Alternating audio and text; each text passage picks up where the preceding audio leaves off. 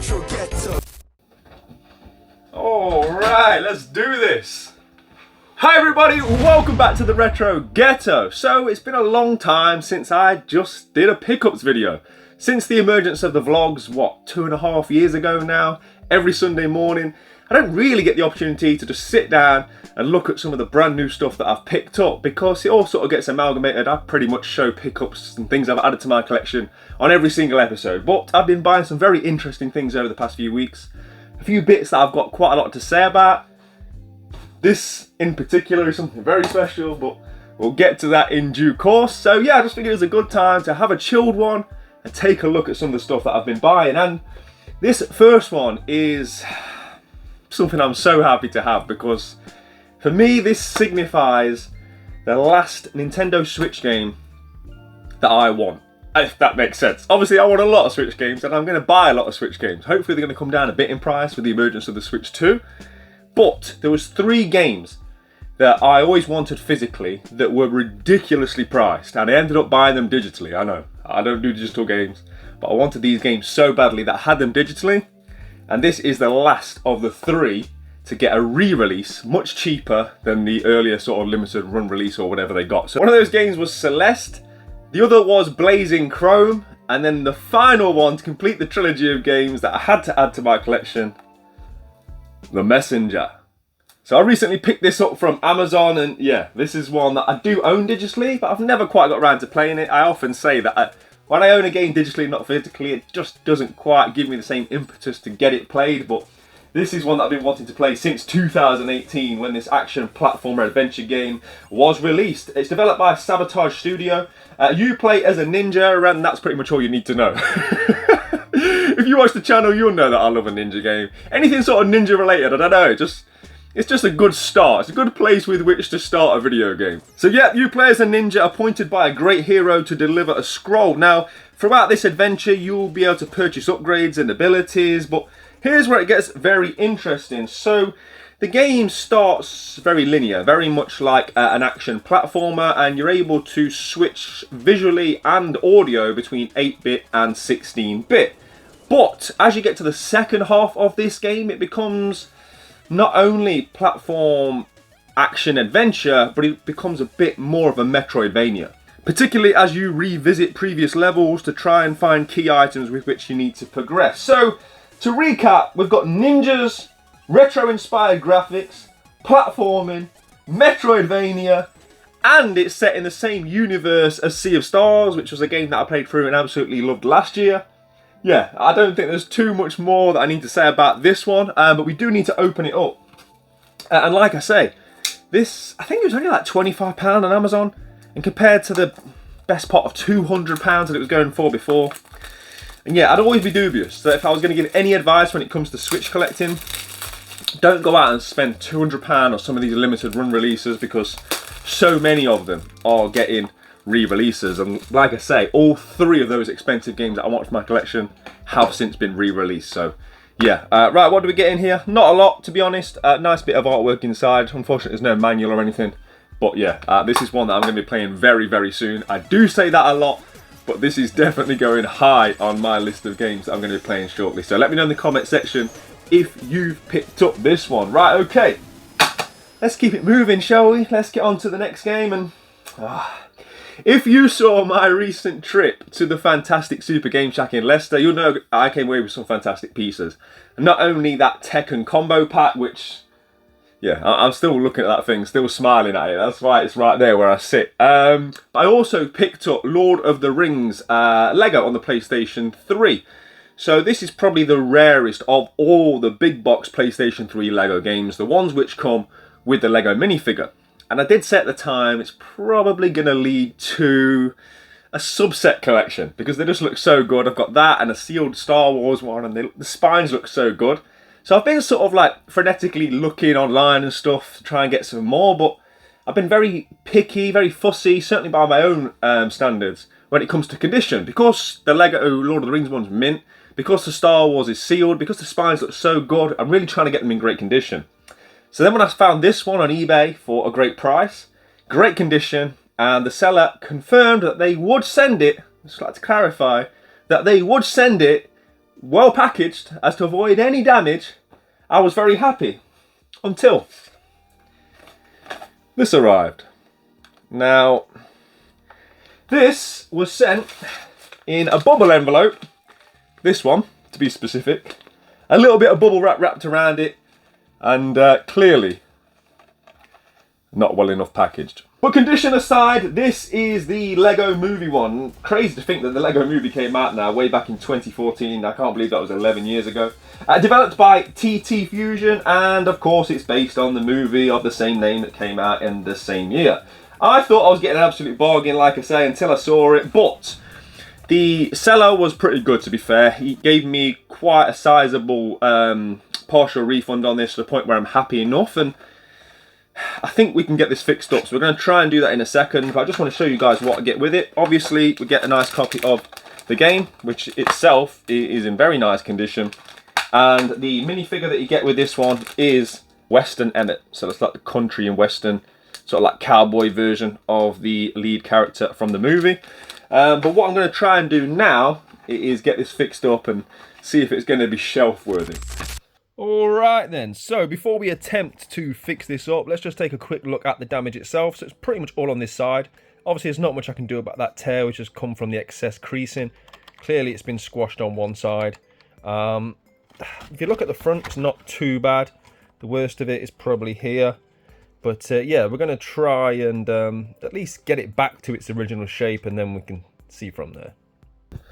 Alright then, so what I tend to do is fold the box back into its original form. So basically make it as flat as possible. And then, yeah, it's pretty simple from there. What I tend to do is get like a clean towel or tea towel. Once it's all pressed down, lay the tea towel on top. And then what's key is that you add some water. So it's going to need some moisture. I used to flick this. But I've now got a new travel iron, and we've got a working spray. So yeah, you don't want to go too far because you don't want it to be like soaking through. That will again damage it.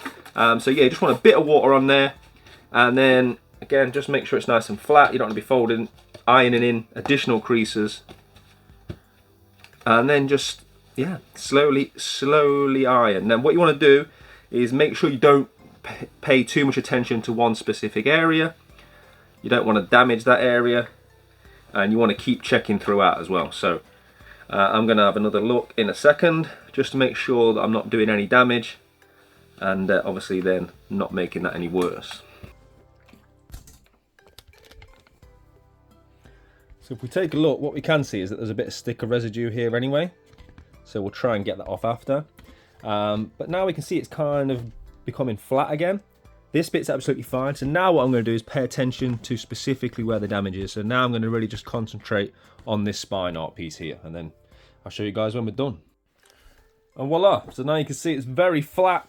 And that's pretty much as good as you're going to get. There is obviously going to be certain creases and folds in the artwork. You know, it's not a miracle worker. You're not going to get rid of that. But it's about returning it back to its normal shape. So now I'm going to clean this residue off and get the box built back up.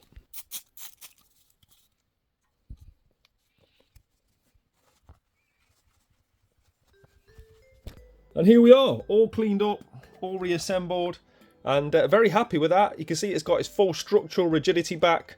This is definitely shelf worthy now. I'll just display it with that spine, because that spine's good as gold.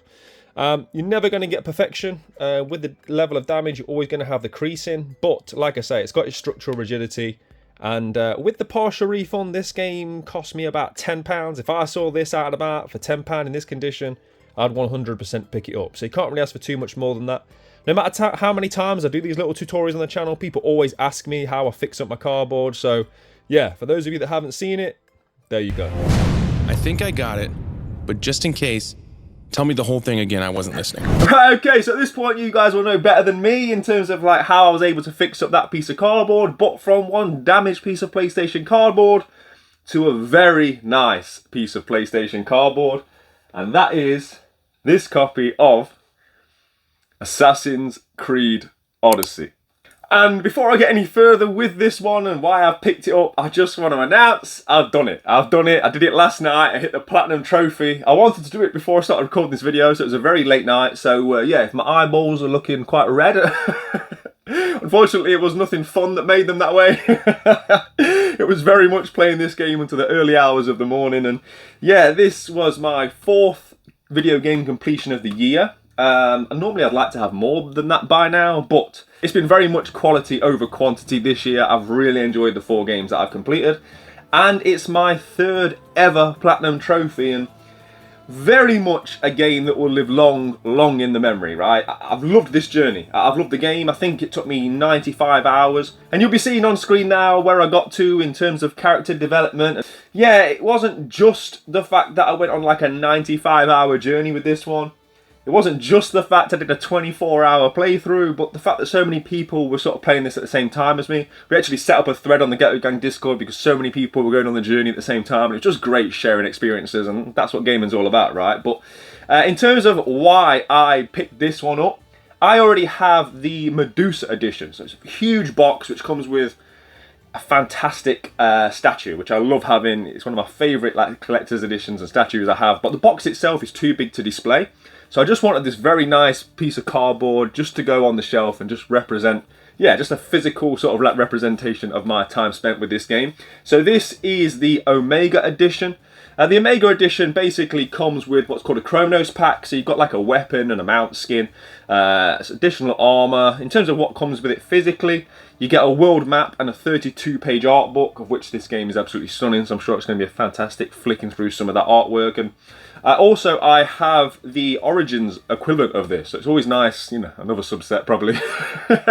Always nice to have the spines together on the shelf, and I've got to give a massive shout out to Charlotte. It was Charlotte that actually found this. She just wanted a copy of the base game. She didn't want the sort of like big thing on her shelf, so yeah, she found this in her local CEX and sent it my way, and I mean, look at the condition. Absolutely stunning. Like, yeah, couldn't ask for much more, so shout out to Charlotte, and yeah, just very nice to have this representation of what was quite a journey with this game.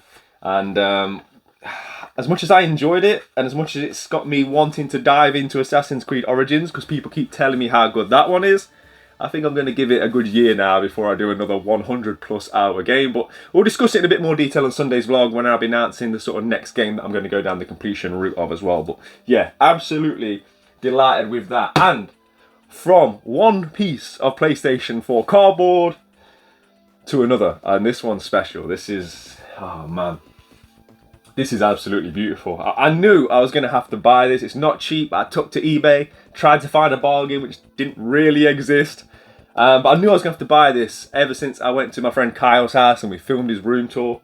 Yeah, I just sort of fell in love with the beautiful simplicity of this piece of cardboard, and that is the Final Fantasy VII Remake Deluxe Edition. I mean, just look at it. So this one's a 2020 Square Enix action RPG remake of the 1997 original, and I know I'm going to get some heat in the comment section, but I've never played through Final Fantasy. I dipped my toes into it in the PlayStation 1 era, but the sort of those big RPGs was never my thing. I definitely think I'm going to be more suited. My gaming tastes, I think, are going to be more in line with this version, with the remake. So I think I'm going to get to experience the Final Fantasy VII story via this method. And yeah, I've never been a huge Final Fantasy guy, but I definitely think this one will pull me in. I've often spoken about how I reverse engineer collecting. So a lot of people might play a game, love it, and then buy like a physical representation of it. Have something on the shelf, have something tangible with which to show their affection for the game that they've experienced. I sometimes do it the other way around. I'll sometimes buy something because it's beautiful, because it looks great, and then that gives me the impetus to play the game. So having bought this, and yeah, just looking at it and going through all the additional extras in here really makes me want to play the game and have that experience, and then increase my love of the physical item because I can attach the gaming fondness and memories of it as well, if that all makes sense. I'm just a strange collector, right? It's a disease. It doesn't have to make sense. But you'll be seeing overlay footage of what's in here now.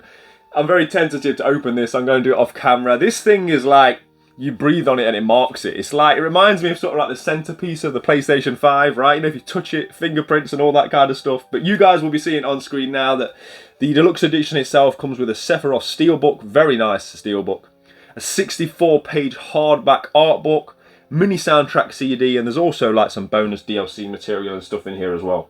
So yeah, that's that. Shout out to Kyle for enabling me.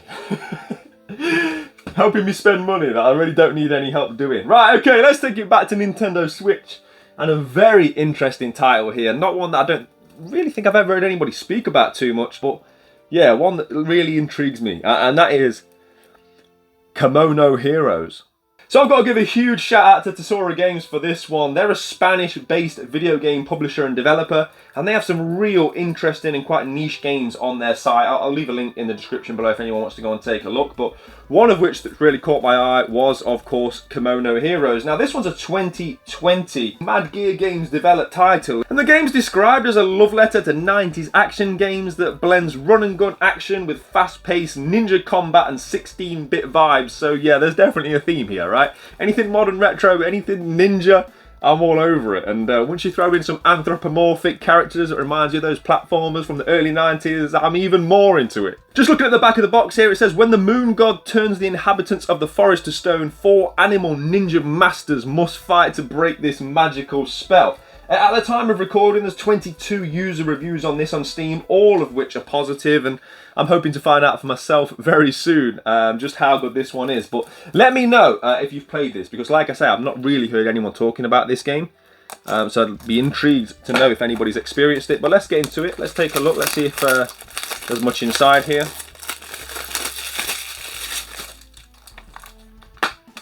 Again, not really much happening inside. Nice bit of artwork though. And I do think that Tesura Games can sell this via Amazon as well. So yeah, if this is one that looks like a bit of you, yeah, you should be able to find this for a half decent price on Amazon via Tesura Games. And that takes me to another Spanish developer, and that's where we get into this. So this is something very special. So this was sent to me by the development team of one of my favourite games that I've played in a long time, Abathor. I mean, if you've been watching the channel, you'll have seen my journey, my ups and downs playing through Abathor. This was a 2024 release 2D hack and slash action platformer developed by POW Pixel Games. And not only did a lot of you guys follow my journey through this one, but so too did the developers, like to the point where they actually reached out to me, and I was shocked to have received a message from David Garay. He's the creator and director of POW Pixel Games, and he very much did this as a solo dev, almost single-handedly programming the entire game. And me and him got chatting, and after sort of like quite a lengthy chat about him explaining his journey and how he made this game and what he's got coming next, which is very exciting, by the way, so make sure you keep an eye on this team. He said he was going to send me something, and here it is. Now, I've had this now for a couple of weeks, and I've been very, very intrigued to open it, and yeah, I'm finally going to get into it now. So, these sort of companies, these small companies, they don't really have promotional stuff. I asked him, like, I just thought I'd be cheeky. I said, have you got any like standees or anything like that, or anything that, you know, you could send my way? And he's like, we don't, but I can get something for you. And that's what this is. So yeah, let's find out what this is. I say this has come all the way from Spain.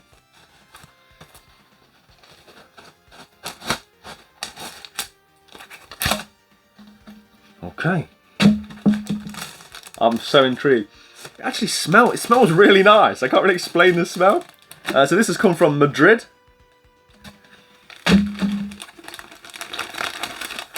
I'm going to carefully open this, because to my knowledge, this is the only one in the world. This is a one of one. Oh my gosh, it's stunning already. Right, okay, let me try and do this carefully. I want to see it as you guys see it. Look at that. Wow, okay, so, absolutely stunning artwork. I think we can all agree on that. Look at that. So this is like taken from the box art, I think. Oh, it's so good. It's everything that I love about sort of like just modern retro. Look at it. And then at the bottom, it is signed. Again, I'm trying to be very careful. Probably be easier for me to show you overlay of this. But this is signed. What does it say? Thank you for playing my game, David. And then it's signed at the bottom. What a fantastic piece to have. I absolutely love that. I'm going to try and get this framed. I'm going to put this down carefully so you guys can see some overlay of it. I think the bio description to this channel is something akin to one man's collecting journey. I buy a lot of games. That's just something I have a passion for. I show you guys how I get them, why I get them, where I put them, the journey, the whole thing from buying them, hunting them, playing them and everything. And you sort of never expect the developer of the game that you've bought and thoroughly enjoyed to be watching the content and then to reach out to you and to thank you for highlighting the game. And yeah, it's just crazy where the hobby will take you. It really is. And this game for me was very much a blind buy as well. It's one where I saw the fantastic art style, I saw that mythological setting. It's everything which sort of speaks to me. It's very much that early 90s thing which I love. And yeah, to then pick it up, play it, thoroughly enjoy it, and now to come to this position where, like I say, I'm standing here with this piece of artwork, and not only is it a fantastic piece of artwork, but just, I don't know, the fact that it was sent to me by the developer, hand-signed, and it just sort of, again, like I often speak about, a physical manifestation of an experience. Part of my journey, part of my gaming and collecting journey now is Abathor, and now I've got that physical thing to, yeah, just have it documented. And I really need to find some space in this room because I really would love to get that framed and put up somewhere. But yeah, let me know if you've enjoyed Abathor yourselves, and if you haven't played it, jump on it. It's quite hard to find physically, but yeah, definitely pick this one up digitally. Just play it any way you can. And that's pretty much it. So I hope you guys have enjoyed this one, a lot more chilled, and that was by design because we've got some absolute madness coming to the channel over the next week. The next couple of videos are just crazy. I've got some huge items, some mad collections to show you guys. Make sure you keep it locked to the channel if you're not already. But I hope you enjoyed this one. Let me know what your favourite pickup of mine from this episode was. And just before we get out of here, I just want to remind you guys, this sealed copy of Deadpool, we are raffling this for a fantastic cause, Alzheimer's Research UK. We've raised almost £4,000 now for that fantastic charity, something I'm very, very proud of. If you want to be in the raffle to win this, there'll be a link below to the Just Giving page. Every £5 that you donate to that very, very worthy charity, you'll get an entry, and I'm going to announce the winner of this very, very soon on a Ghetto vlog. So yeah, get involved and help support a fantastic cause. But as always, thank you very much for taking the time to watch. It's much appreciated. Play your games, keep it retro. I'll see you on the next one. Take care. Slash 2024. So 2024 release 2D hack and slash game developed. So 2024 release 2D hack and slash. It's a 2024 release This one's a 2024 release 2D hack and slash action adventure. This one's a 2024 release 2D hack and slash action platformer developed by POW Pixel Games.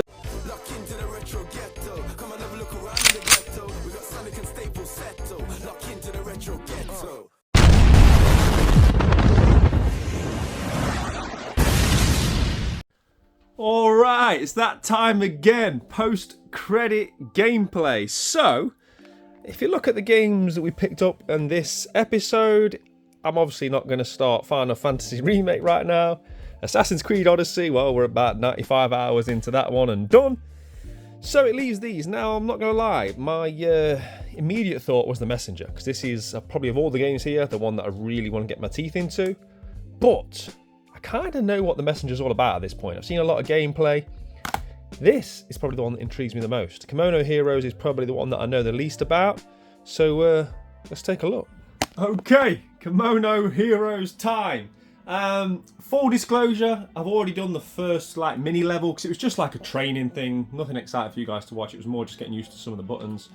So we're going to jump in at what I think is like level 1, stage 2. There we go, on stage 2. And I've got to say, I love how vibrant the game is. Really, really colourful pops. So we've got like shurikens, a double jump, a dash move, which, yeah, I like the dash move. And yeah, let's see what this level's all about. So you can choose from different anthropomorphic characters. I think there's 4 to choose from. I went with the monkey, and the monkey's called You. So we are You the monkey.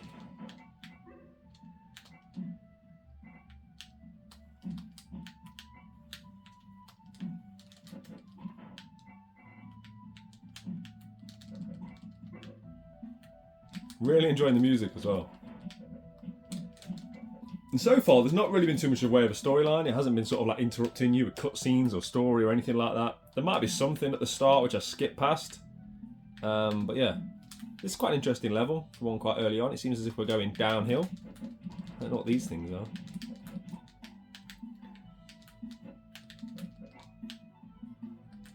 And there seems to be a lot of coins as well. And I think I remember on some of the footage that you guys would have seen on the video, there's like a shop. So I'm sure there's small RPG elements involved. Oh. God, these heads, man. There's always innuendo in the post-credit gameplay. I'm not going to make a joke about how the head's hurting me. Right, let's see what's next. Oh, I pressed the wrong button. I wonder if I can dash through to like hurt the characters. Yeah, that's nice. Nice. Okay.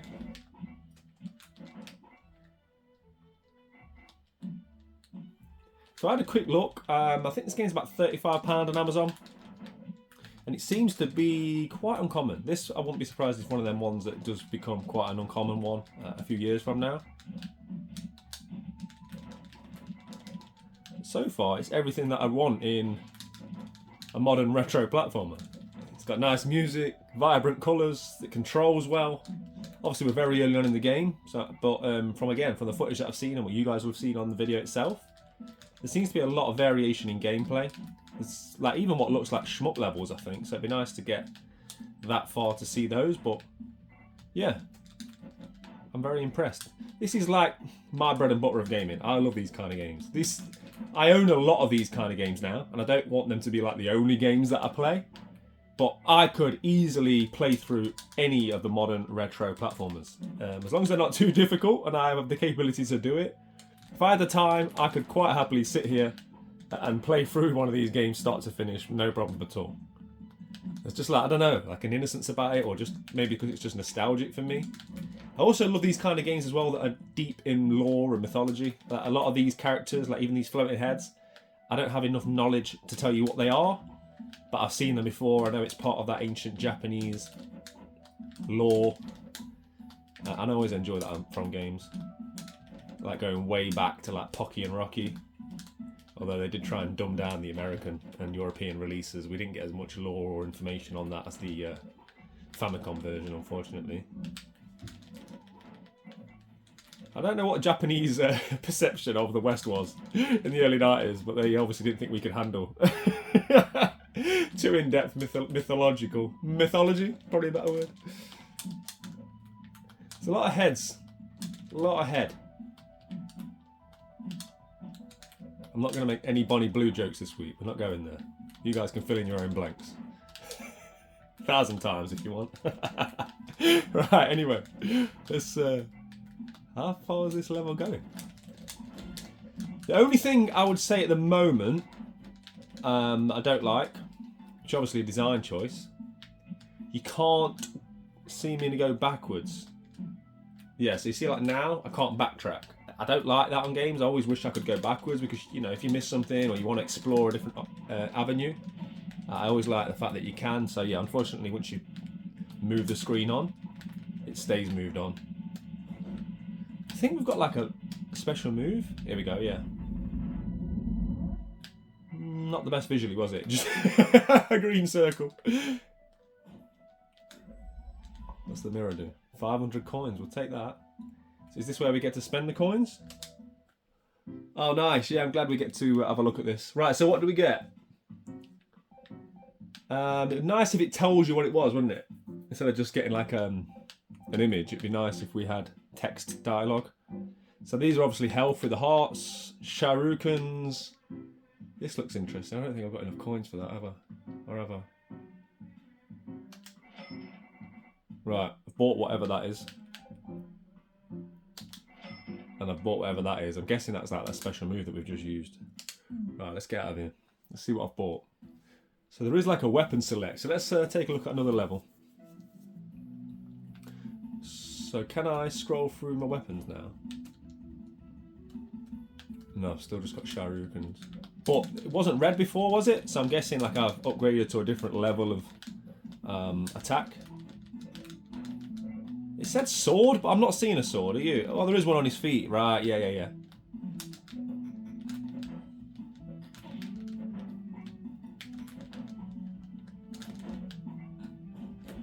That dash is quite useful, actually. This is like an interesting historical character as well. I've seen this before in other games. This tiger with snake tail. Oh, hello. Oh, love that. Look at that. A bit of background change. Oh, mode 7 kicking in.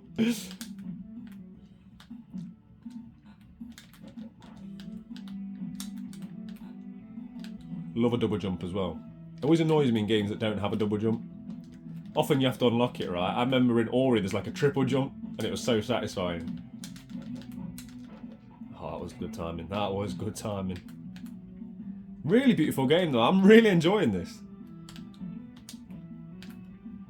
I'm starting already to see variation in level design. I can definitely see myself finishing this game. Ah, not like that I won't. Not like that I won't. Oh, you trying to die, mate?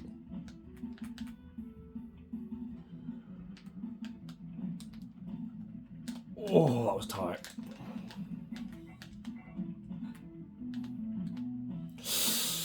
I always get impatient. I should have waited.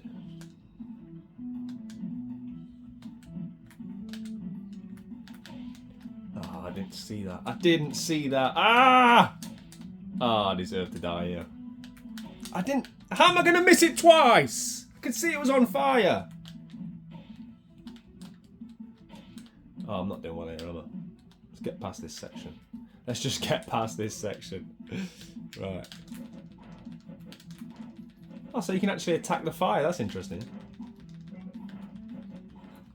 Not many games you can do that. Right. I should start using my Shuriken, shouldn't I, really? Yeah. Probably help.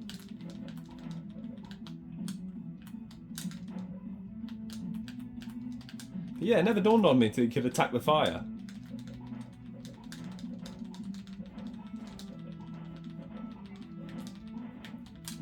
And the other thing that I'd like to know actually at this point is I wonder if the characters play differently. I'm sure they do, because if you look at the way in which the monkey moves, it's very monkey-like, as you would expect. So I wonder if each character plays differently. And I'm not sure if I did mention on the video, but this game is multiplayer as well. So if I had any friends, it would be fun to play couch co-op. Obviously that's going to be a lot more of a feature, isn't it, with the Switch 2? If you guys have seen the trailer, it's a lot more centered around online play and socializing, and it's almost like Teams calls and games, right? A lot of people have been asking me about my Switch 2 thoughts, and I haven't really given them yet, so this is probably a good time as any. I think it looks good. I think it's... I'm going to give it a 7.5 out of 10 on the excitement scale, purely based on the fact that the original Switch was a 10 out of 10. I was so hyped for the Switch, it was so good. It came out with Breath of the Wild, it was so like innovative, pick it up, play it, all this stuff we'd never seen before. So if that's a 10, I'd give this a 7.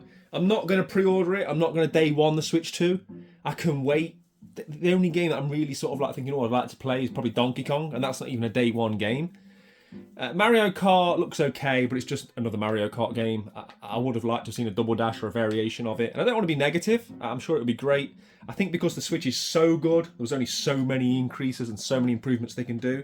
I just think because I love Nintendo so much, I'm such a Nintendo fanboy, I was hoping they could really pull something out of the bag to be almost as innovative again with the Switch 2 as they were with the Switch. But yeah, I've got really nothing negative to say about it.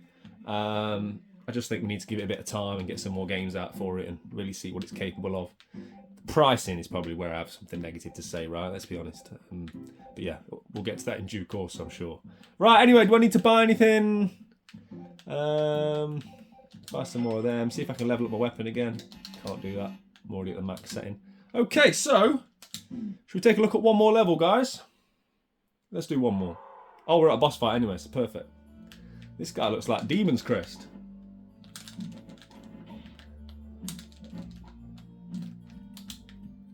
I thought that was like a Hadouken. Where's he coming from? It'd be nice if you had a health bar, wouldn't it? I don't like it when boss fights don't have a health bar. It'd be nice to know where I'm at. Oh, that's a lot of money. That was money for old rope, wasn't it? That wasn't a particularly challenging fight. We are early on in the game, and there are different difficulty settings. But guys, I hope you've enjoyed that, because I am thoroughly impressed. I really didn't know what to expect. All I say, I chose this game based on the art style, and again, look, straight away, after level 1, we're getting more game mechanics. I've got a hook. So that's interesting. So yeah, I would recommend this one. This is definitely one I'm going to be putting some more time into. There is one last level I want to complete on Assassin's Creed Odyssey to see the credits roll. Even though we've got the platinum, there's like one more thing I need to do to like see the actual credits roll, finish out the story. And then I'm going to play through a series of smaller games. So yeah, guys, if you've watched this far in this episode, put at the bottom Ghetto Heroes. Ghetto Heroes. Appreciate it as always. I'll see you on Sunday for a stacked one and a huge purchase. In a bit.